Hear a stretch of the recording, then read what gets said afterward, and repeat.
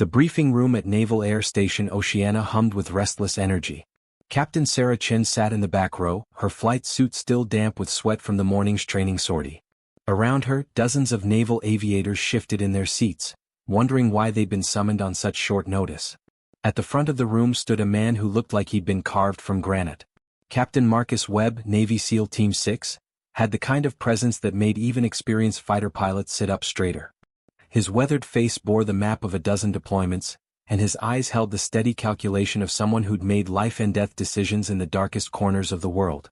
"Listen up," Webb's voice cut through the murmur of conversation like a blade. "We have a situation. 48 hours ago, a CIA asset and his family were compromised in northern Syria. They're holed up in a safe house 20 miles behind enemy lines, surrounded by hostile forces. We have a narrow extraction window, 12 hours, maybe less." Sarah felt her pulse quicken. This wasn't a routine briefing. Webb continued, his words clipped and precise. "The extraction zone is hot. We're talking surface-to-air missiles, anti-aircraft artillery, and at least 2 enemy fighter jets in the area.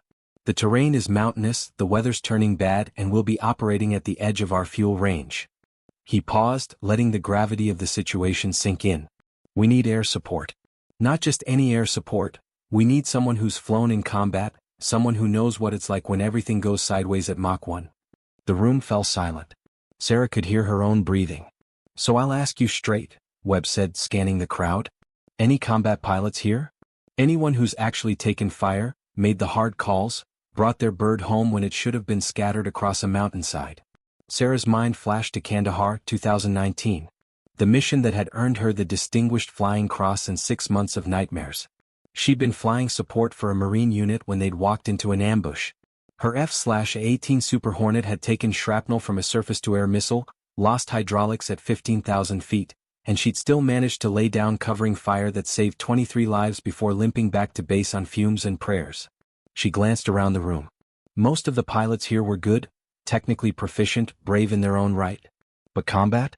Real combat, where you taste the metallic tang of fear and your hands shake so badly you can barely grip the stick. That was different. That was a club nobody wanted to join but never forgot they belonged to. Slowly Sarah stood. Every head in the room turned. She felt the weight of their stares, some surprised, some skeptical, a few knowing. At 5'6", with her dark hair pulled back in a regulation bun, she didn't fit the Hollywood image of a combat pilot. She'd spent her entire career proving that didn't matter. Webb's eyes locked onto hers. For a long moment, he studied her with the intensity of a man whose team's lives would depend on his next decision. "Name and experience, Lieutenant Commander," he said. "Chen, sir. F/A-18 Super Hornet pilot. 2 deployments to Afghanistan, 1 to Iraq. 73 combat missions including close air support, strike operations and air interdiction." She kept her voice steady, professional. "I've taken fire, lost aircraft systems in combat and brought damaged aircraft home. I've worked with ground units under contact in degraded conditions." Webb nodded slowly. "Kandahar, November 19. That was you." Sarah blinked, surprised. "Yes, sir. I know the Marine Company commander you covered that day. Captain Rodriguez. He said you saved his entire unit, said you flew through hell itself to do it." Webb's expression softened almost imperceptibly. "Said he'd follow you anywhere." "Captain Rodriguez is a good Marine, sir. I just did my job." "Your job involved flying a crippled aircraft through enemy fire to provide danger-close air support for 90 minutes while your bird was literally falling apart around you." Webb's voice carried through the silent room. "That's not just doing your job, Commander. That's the kind of pilot we need." He gestured to the front of the room. "Come on up. We've got planning to do." As Sarah made her way down the aisle, she caught fragments of whispered conversations. Some were supportive, others dripped with skepticism. She'd heard it all before. The only thing that mattered was the mission. Webb pulled up a classified satellite image on the main screen. "The safe house is here in the Jabal al-Zawiya region. Our SEAL team will insert via helicopter under cover of darkness. The extraction window opens at 0300 local time. Your job is to provide top cover and close air support when things get complicated." "Rules of engagement?" Sarah asked, studying the terrain. The mountains looked like the devil's own playground. "You are cleared hot on any hostile forces threatening the extraction. But you need to be surgical. There are civilians in the area, and the political situation is a powder keg.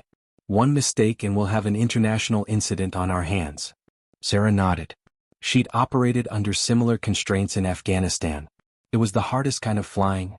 Knowing you had the firepower to obliterate the enemy but having to hold back, to be precise, to make split-second decisions that could save or cost lives. Over the next 2 hours they hammered out the details. Sarah would lead a 2-ship formation of Super Hornets, providing continuous coverage of the extraction zone. They'd refuel twice from an Air Force tanker, push their aircraft to the limits of their range, and be ready to engage everything from enemy armor to hostile aircraft.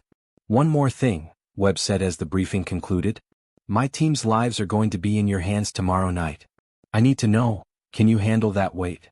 Sarah met his gaze without flinching. She thought of Rodriguez and his Marines, of all the people who depended on her when everything went to hell.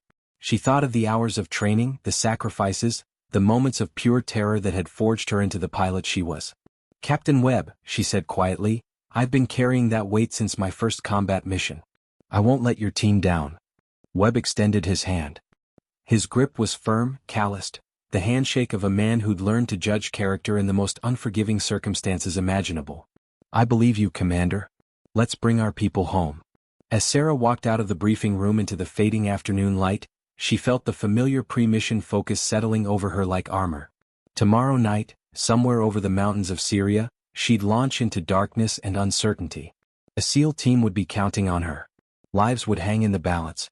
She thought back to that moment when Webb had asked his question, when she'd risen to her feet while others stayed seated.